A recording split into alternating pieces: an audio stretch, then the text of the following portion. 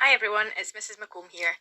I'm here today to give you some ideas of ways you can help your child to practice their number bones to 10, which is just the two numbers that add together to make 10. So what I have here to start with is a 10 frame. Your child should recognise that there is always 10 squares on this 10 frame and it never changes, so they shouldn't have to count each time.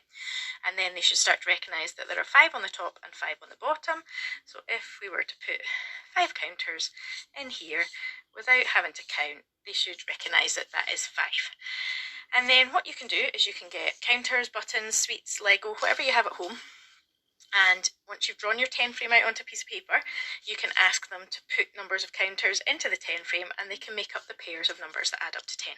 So for example, you might start by asking them to put 6 counters onto their 10 frame, and then they can see that there's 4 empty spaces left, so 6 plus 4 makes 10. And you can do that with all the numbers and they can find all the pairs of numbers that add up to 10. You can also use the 10 frame for early doubles, so they can see, because the 10 frame is in pairs, that 1 plus 1 equals 2. They can then do 2 plus 2 equals 4, 3 plus 3 equals 6, 4 plus 4 equals 8, and 5 plus 5 equals 10. So you can also use the 10 frame to visually show odd and even numbers.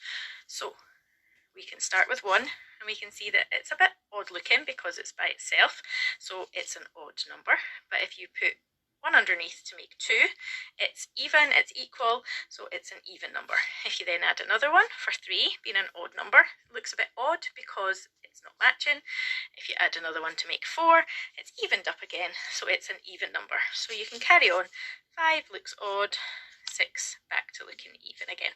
So that's a visual way of showing your children odd and even numbers. So that's very visual. If you then move on, we've got a practical way that you can practice your number bones to 10. So Lego is a good one. You've got it at home in different coloured Lego bricks.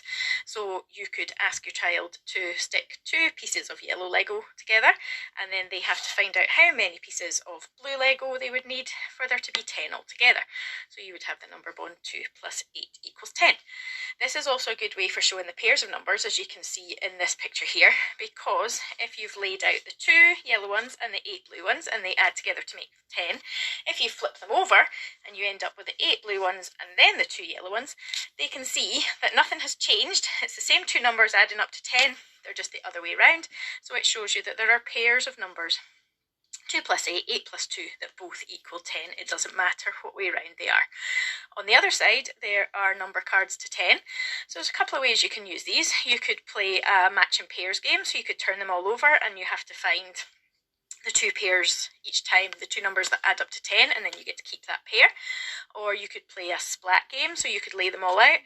You say one of the numbers, and then they have to splat really quickly the match and pair of that number that adds up to 10. And finally, we can then go on to some written examples. So these circles are good because you can give them the 10 as the answer that they're looking for.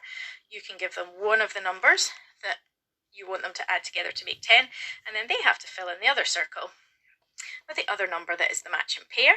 And then they could, by themselves, give their own 2 numbers. Rather than you giving them one of the examples, they have to find all the match and pairs themselves.